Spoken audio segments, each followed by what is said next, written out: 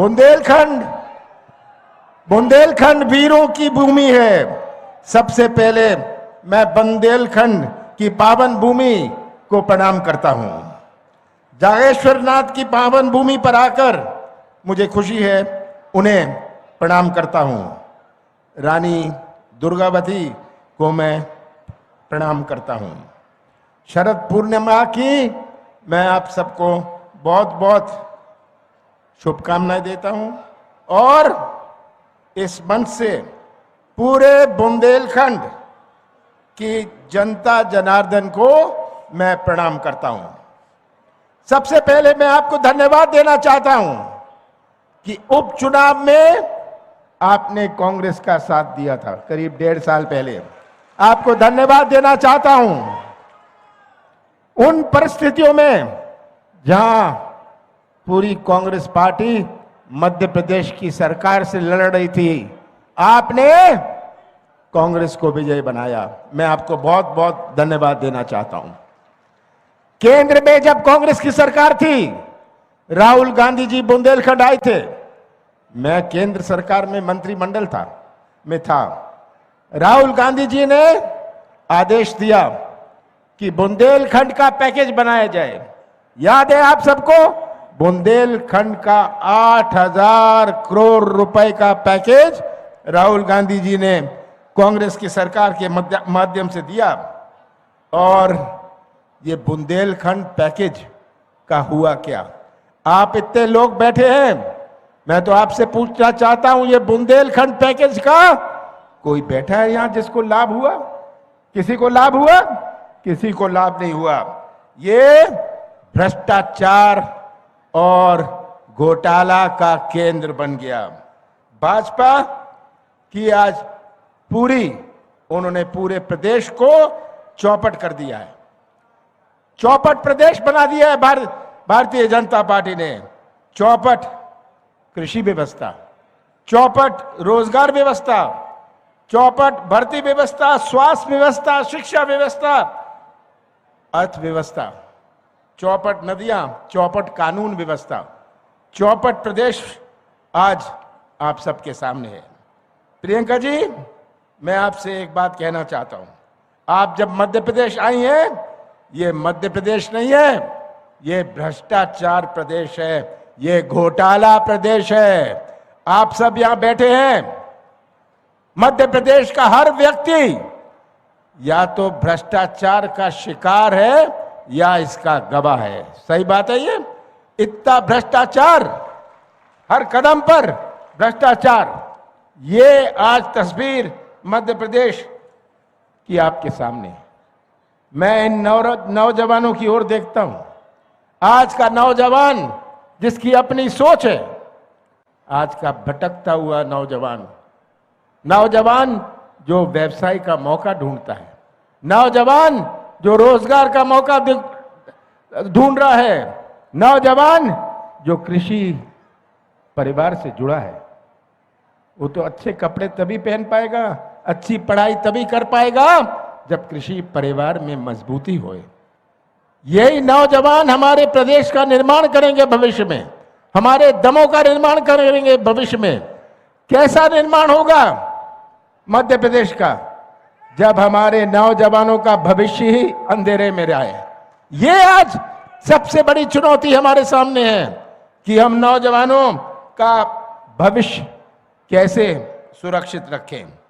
मैं तो कहता हूं हमें बेरोजगारी दूर करनी है, पर सबसे पहले भारतीय जनता पार्टी के नेताओं को बेरोजगार बनाना है।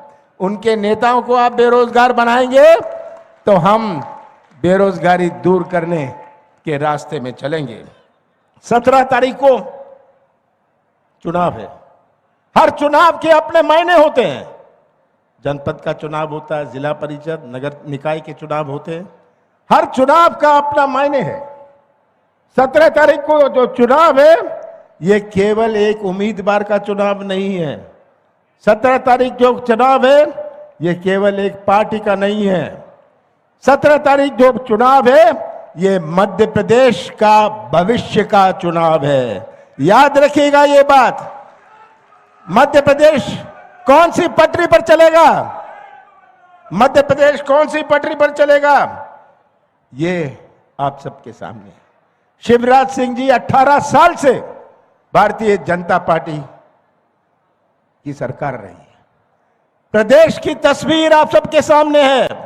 हर वर्ग परेशान है, भटकता हुआ नौजवान, दुखी किसान, छोटा व्यापारी। शिवराज सिंह जी घोषणाएं करते रहते हैं। ये घोषणा मशीन तो आजकल डबल स्पीड पर चलती है। झूठ की मशीन डबल स्पीड पर चल रही है। 22,000 घोषणाएं करी हैं शिवराज सिंह जी ने, और ये हमारे नौजवानों की आवाज नहीं सुन सकते, इनके कान नहीं चलते। हमारे किसान का आंसू इनको दिखता नहीं है, इनकी आंख नहीं चलती। आंख नहीं चलती, कान नहीं चलता, पर मुंह बहुत चलता है। मुंह चलाने में और सरकार चलाने में बहुत अंतर है। याद रखिएगा कि कांग्रेस की सरकार 15 महीने आई थी, जिसमें से 2.5 महीने आचार संहिता और लोकसभा चुनाव में गया। हमने 11.5 महीने में अपनी नीति और नियत का परिचय दिया। कौन सी गलती करी मैंने कि हमने किसानों का पहली किश्त 27 लाख किसानों का पहली किश्त में कर्जा माफ किया। हमारे दमों में हमने 57,000 किसानों का कर्जा माफ किया। सही बात है ये सच्चाई आप सबके सामने। कौन सी गलती मैंने करी, कौन सा पाप मैंने किया कि 1000 गौशाले बनाए। हमने 11.5 महीने में 1,000 गौशाले बनाए।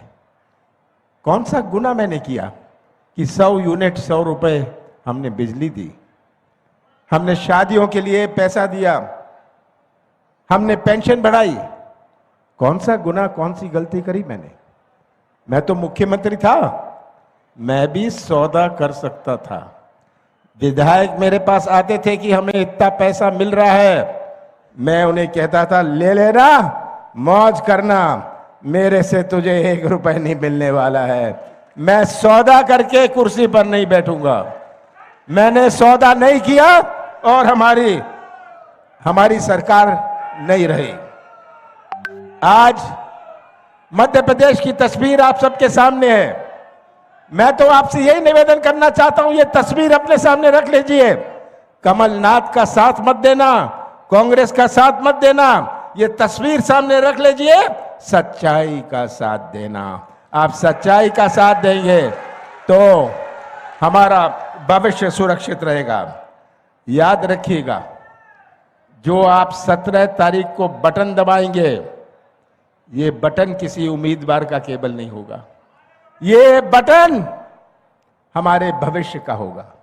हम कैसा मध्य प्रदेश बनाना चाहते हैं, उसका बटन दबाएंगे आप। और यही आज हमारी सबसे बड़ी चुनौती है। आज यही हमारे सामने चैलेंज है। मैं तो अंत में यही कहना चाहूंगा, मुझे पूरा विश्वास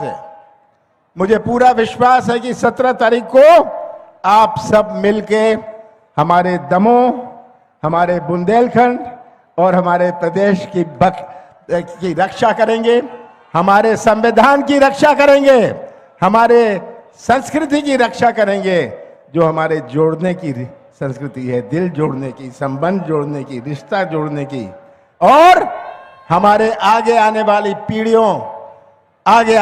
पीढ़ियों के लिए उनका भविष्य सुरक्षित रखेंगे।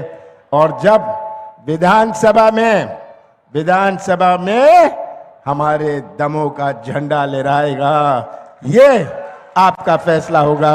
आप सबका बहुत बहुत धन्यवाद।